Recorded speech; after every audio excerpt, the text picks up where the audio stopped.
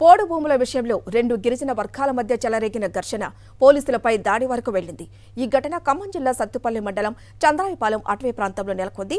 కొంతకాలంగా పోడు భూముల విషయంలో రెండు గిరిజన వర్గాల మధ్య వివాదం నడుస్తోంది.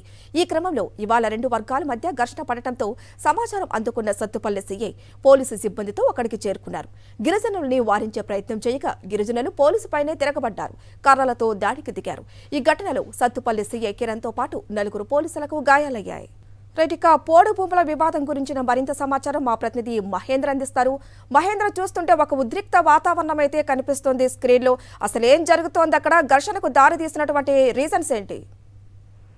అయితే బుగ్గపాడు గ్రామ పంచాయతీ పరిధిలోని చంద్రాయపాలెం అటవీ ప్రాంతంలో ఈ ఘటన చోటు చేసుకుంది. పోడు భూముల విషయంలో రెండు గిరిజన వర్గాల మధ్య జరిగిన గొడవనే ఇంత తీవ్ర స్థాయిలో ఘర్షణకు చోటు చేసుకున్న పరిస్థితికి దారితీస్తుందని చెప్తాను. అయితే ఈ రెండు గిరిజన వర్గాల మధ్య ఘర్షణ జరుగుతుందన్న విషయం తెలుసుకున్న పోలీసులు, సత్తుపల్లికి సంబంధించిన ఏరియాకి సంబంధించిన ఆ పోలీసు సిఐ కిరణ్ కూడా ఆ సిబ్బందితో కలిసి కూడా అక్కడికి స్పాట్ దగ్గరికి వెళ్ళడం జరిగింది. వెళ్లిన క్రమంలో ఆ రెండు వర్గాల మధ్య కూడా జరుగుతున్న గొడవను చల్లార్చే ప్రయత్నం చేశారు. ఇదే క్రమంలో ఈ రెండు గిరిజన వర్గాలు కూడా పోలీసులపై దాడి చేయడం జరిగింది.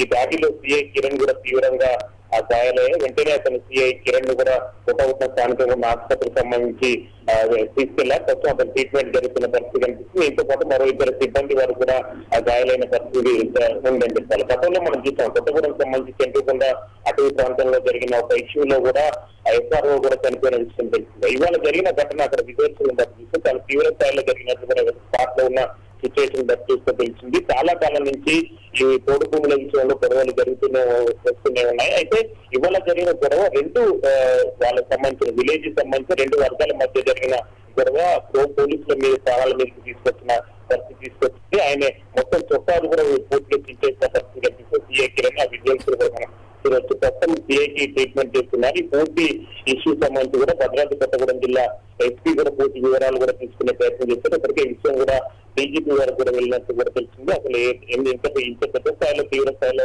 ఘటనకు దాటిన ఘటనలకు సంబంధించి రెండు వర్గాల మధ్య జరిగిన ఇష్యూ సంబంధించి పూర్తి వివరాలు కూడా సేకరించే ప్రయత్నం చేస్తున్నారు. ఎందుకంటే ఏమాత్రం పొరపాటు జరిగిన సిఐ కిరణ్ ప్రాణాలకి అపాయం ఉండే పరిస్థితి ఆ స్పాట్ సిచ్యువేషన్. అయితే దీన్ని కూడా పోలీసులు కూడా చాలా సీరియస్ గా తీసుకున్నట్టు తెలిసింది. పూర్తి స్థాయిలో ప్రస్తుతం ఎంక్వైరీ నడిచి ప్రస్తుతం గ్రామంలో ప్రశాంత వాతావరణం ఉన్నా కానీ ఎవరెవరు దాడి చేస్తుందన్న దాన్ని మాత్రం పూర్తి వివరాలు తెలుసుకునే ప్రయత్నం చేస్తున్నారు.